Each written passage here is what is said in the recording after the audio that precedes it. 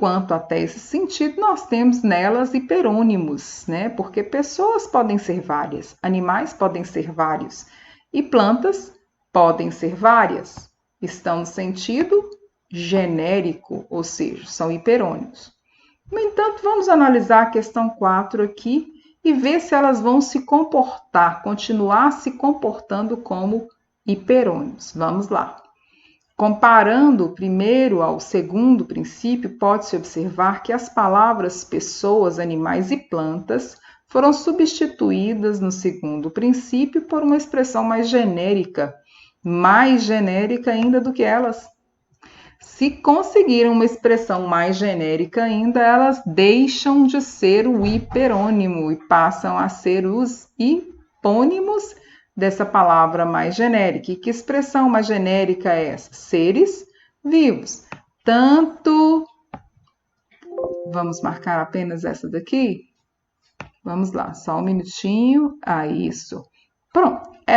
Essa expressão seres vivos engloba tanto pessoas quanto animais, quanto plantas.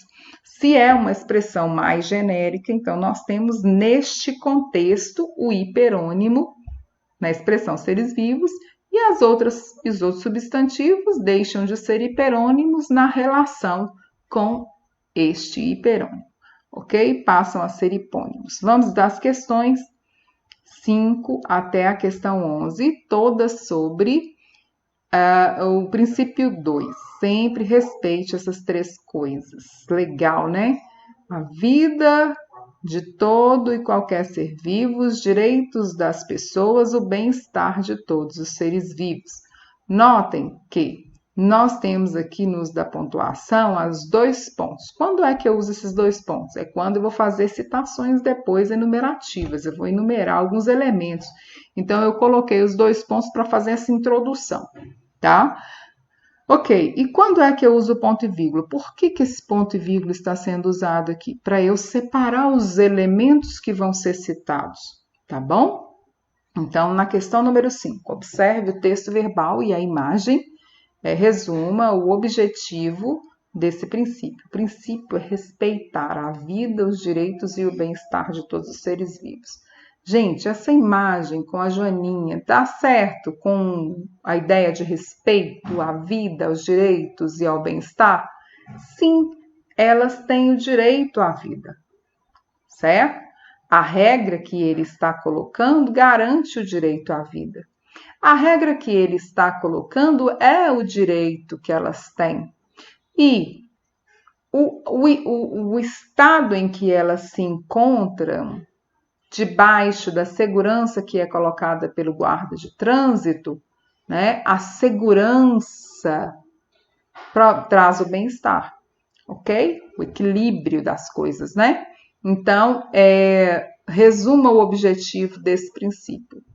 Bom, observei a imagem, observei o texto verbal e eu posso deduzir que o segundo princípio, né, enfatiza ou destaca o respeito à proteção, o respeito e a proteção aos seres vivos, tá bom?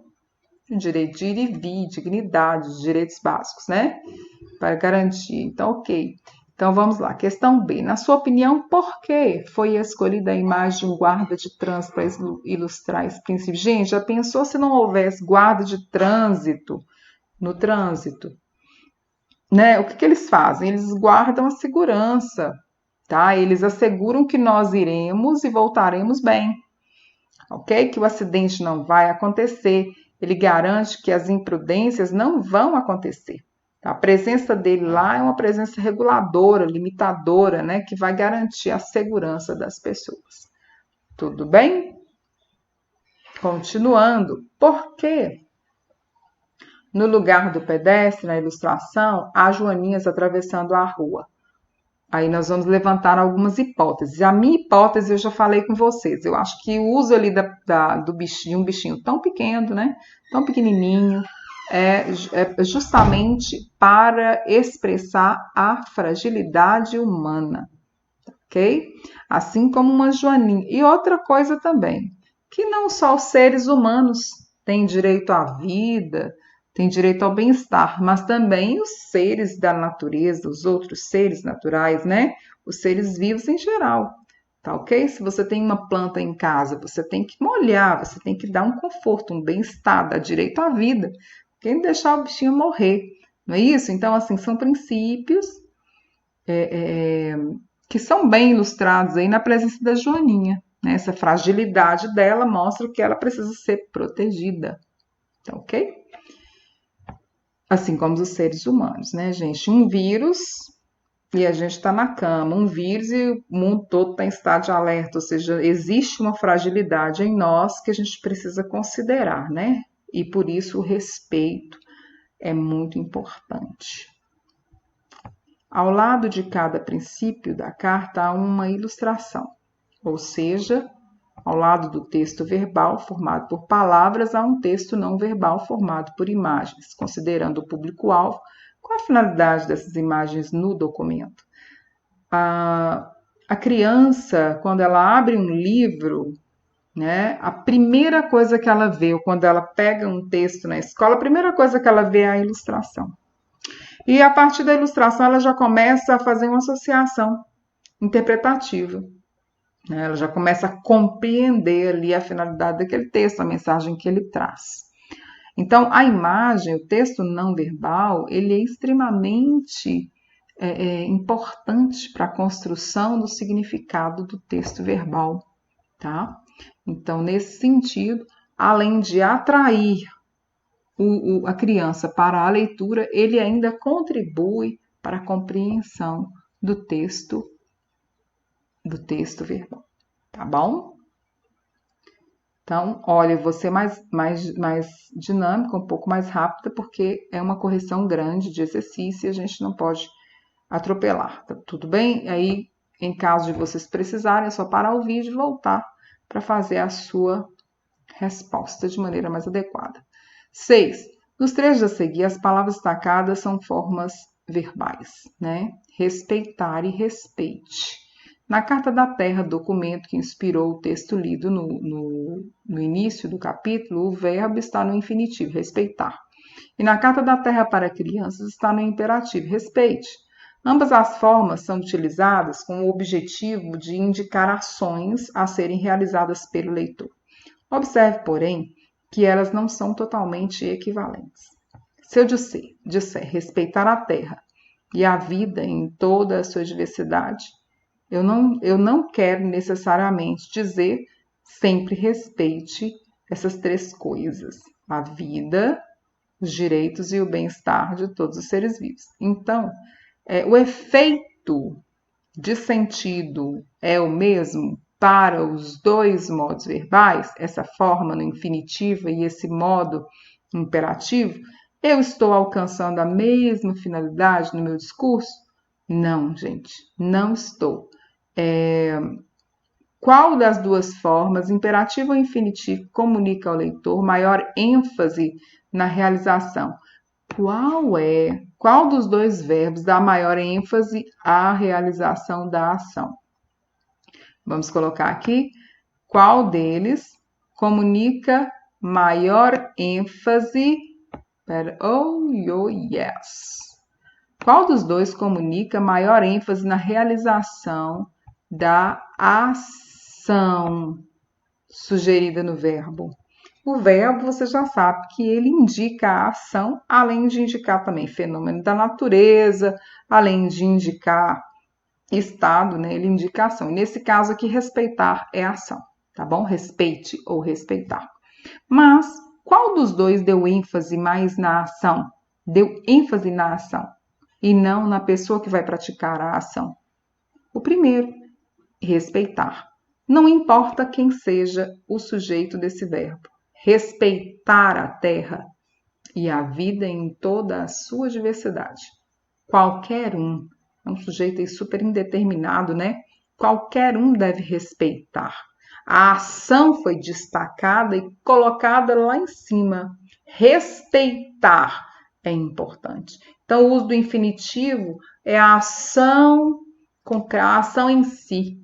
A ação em si sendo destacada, ok? Na Carta da Terra está escrito sempre respeite essas três coisas. A gente percebe que o uso do verbo no modo imperativo tem por finalidade englobar, né? Envolver o leitor na ação. Então, não é a ação em si, mas o envolvimento do leitor nessa ação. Então, a gente vê aí uma diferença no propósito comunicativo.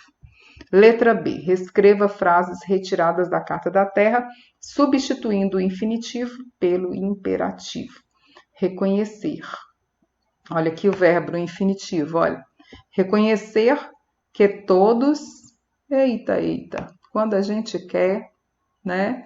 Reconhecer que todos os seres são interligados. Gente, reconhecer infinitivo, vamos substituir pelo modo imperativo. Reconheça que todos os seres são interligados. Afirmar, frase 2. Afirmar a fé.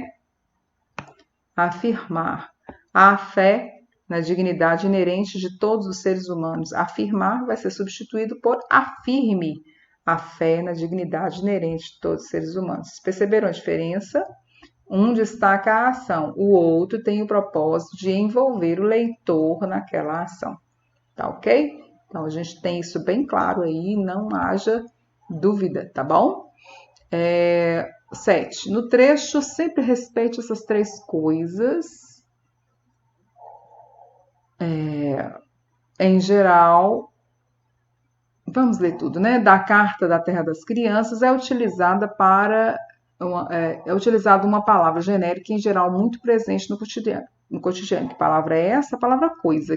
Aqui em casa a gente usa coisa, a gente usa trem, negócio, né? Pega esse trem aí, esse negócio aí, e o substantivo específico mesmo para denominar o objeto, né? Ou o ser, se perde no meio do caminho, porque a gente tem uma muleta muito forte, né? Que são essas palavras, coisa, negócio, trem, e aí foi usado. Agora percebam o seguinte, que a palavra coisa usada num texto confere ao texto um nível bem informal, né? Nós estamos lendo na Carta para as Crianças um texto com linguagem informal. Por isso, a palavra coisa foi muito bem empregada, muito bem-vinda, para dar essa ideia de informalidade. 8. Sabendo que frase corresponde a um enunciado de sentido completo, pode-se afirmar que o trecho sempre respeite essas três coisas, corresponde a uma frase. Se eu parar o meu texto por aqui, o que você vai me perguntar? Sempre respeite essas três coisas. Você vai perguntar para mim que coisas são essas. Então, este enunciado não tem sentido completo, por esse motivo não pode ser considerado uma frase. 9. De acordo com o segundo princípio, quais são as três coisas que devem ser respeitadas? Justamente o que continua, aquelas que dão continuidade ao texto, né? A vida de todo e qualquer ser vivo, os direitos das pessoas. Deixa eu frisar aqui. Não, amiguinho, vem cá. Aqui, isto.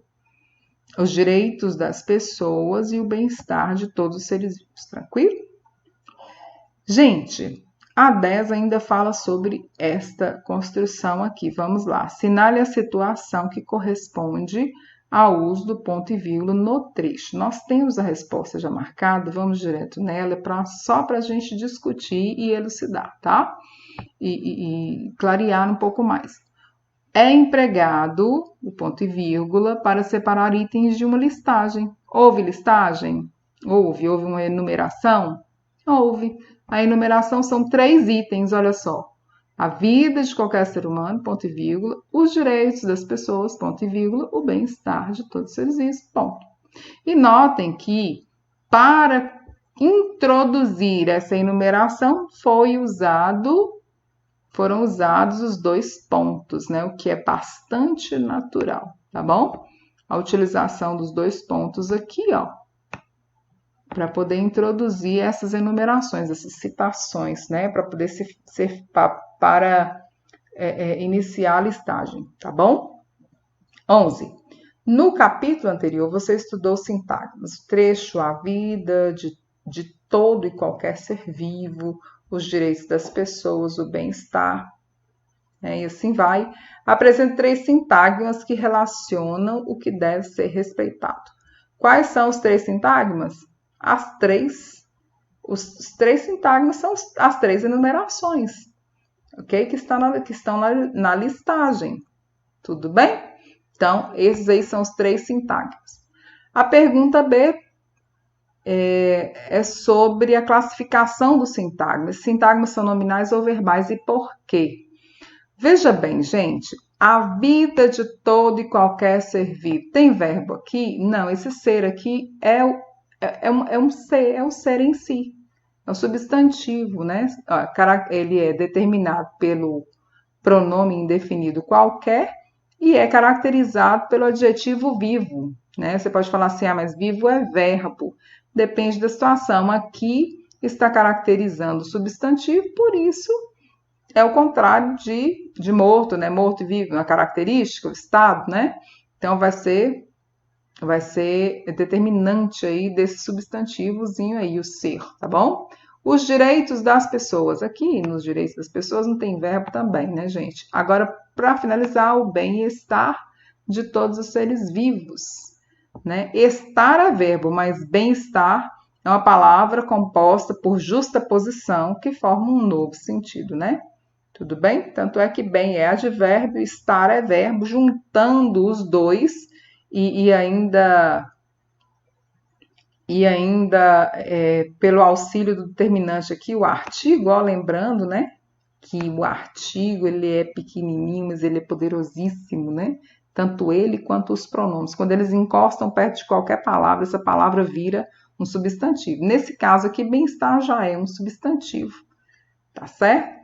Então, ela não foi substantivada pelo artigo, mas serve de dica para você aí, ó. Quando o determinante, o artigo, então o pronome está perto de uma palavra, está ligada, né, se referindo a essa palavra, definindo essa palavra ou indefinindo, essa palavra ela vai ser substantivada. Tudo bem? Então, nós temos aí. Temos verbo, então? Não temos verbo, então esses sintagmas não são verbais, são nominais, porque não apresentam verbo. Quais são os núcleos desses três sintagmas? Fácil demais, eu estou falando aqui sobre o quê? Sobre a vida, sobre todo, sobre qualquer, sobre ser vivo? Eu estou falando sobre a vida, certo? Aí eu vou determinar essa vida. Que vida é essa? De todo, qualquer ser vivo, ok? No segundo sintagma, eu vou falar sobre direitos. Aí eu especifico que direito das pessoas, não é qualquer direito, tranquilo? E aqui no terceiro sintagma eu vou falar sobre bem-estar, que é determinado pelo artigo e também especificado que bem-estar é esse de todos os seres vivos, tranquilo? Então, os núcleos são vida, direito e bem-estar. O núcleo é aquela palavra que tem um sentido mais relevante, você não pode tirá-la, ok? Senão você perde todo o sentido do sintagma. Bom, chegamos aí na última página, tá? Página 32. Para finalizar, releia o terceiro princípio, utilize com cuidado o que a natureza nos oferece, a água, a terra, ar. Percebam de novo aqui, ó, gente, o uso dos dois pontos antes de uma citação, de uma enumeração. E para finalizar, o uso das reticências que indicam o quê?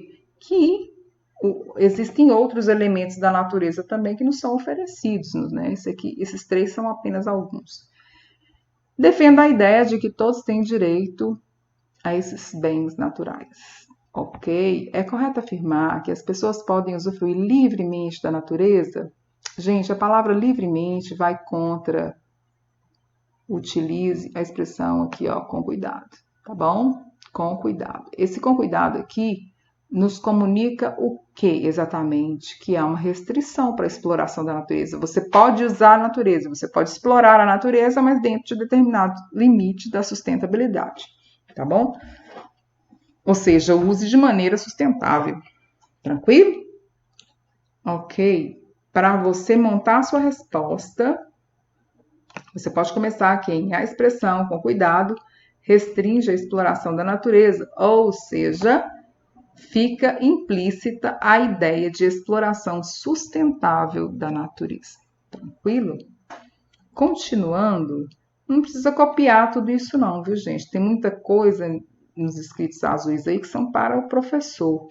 Não há necessidade do aluno De maneira nenhuma copiar. É só a resposta objetiva mesmo, que é o proveito que você tem na questão, tá? B. Assinale as alternativas verdadeiras sobre a pontuação empregada nesse princípio. As reticências indicam que há outras coisas que a natureza nos oferece. Ok. As reticências poderiam ser substituídas por etc? Tranquilamente, sempre, tá? Sempre. Nós gostamos de usar as reticências porque dá aquele clima de deixar à disposição da imaginação do leitor, certo? Agora você completa, agora é a sua vez, né? Etc. Dá uma fechadinha no contexto, porém, quer dizer também que existem outros elementos que não foram citados que você pode citar, você pode lembrar. Os 2 pontos indicam a enumeração do que é ofertado na natureza? Sim, como eu falei com vocês, esses 2 pontos aqui indicam que será iniciada uma enumeração. Tudo bem? 13. Releia o 4º princípio. Mantenha limpo o lugar onde você vive. Olha só, como manter esse lugar limpo? Economize água, jogue lixo no lixo, procure manter todas as coisas em ordem, separe o lixo seco do orgânico, adote a ideia dos 3 R's, reduzir, reutilizar, reciclar. Letra A. Nos itens desse princípio são propostas várias ações. Esses verbos aqui indicam a ação. Qual é o objetivo destas várias ações? Orientar o leitor, né? Ó, eleitor, economiza água, economize, né? Jogue lixo no lixo, procure manter todas as coisas em ordem, separe o lixo, adote. Então, são sugestões de ações que vão manter o lugar onde esse leitor vive limpo. É isso. Então, esses verbos de ação são usados para orientar, né? Com atitudes que vão produzir o efeito da limpeza necessária no ambiente, tá bom? B. Sublinhe as palavras que indicam ações que se espera que o leitor realize, são essas que estão sublinhadas. Essas palavras são verbos. Como nós já falamos, os verbos indicam ação, estado ou fenômeno da natureza, neste caso são ações. E na questão 14, uma palavra bem também pode ser criada a partir da união de 2 outras já existentes, né? Esse é o caso de arco-íris, composição por justaposição, sem perda sonora. Bem me quer, justaposição, sem perda sonora. E guarda-roupa, composição por justaposição sem perda sonora. Essas palavras são chamadas de compostas, né? Composição. Copie do 2º princípio uma palavra composta, palavra bem-estar, tá ok? Bem-estar, nós já comentamos. E para finalizar nossa correção comentada, vamos ler aí o que é um texto regulador, afinal, tá bom? Para fecharmos bem, com todos esses aspectos bem resolvidos na nossa memória. Então, olha só.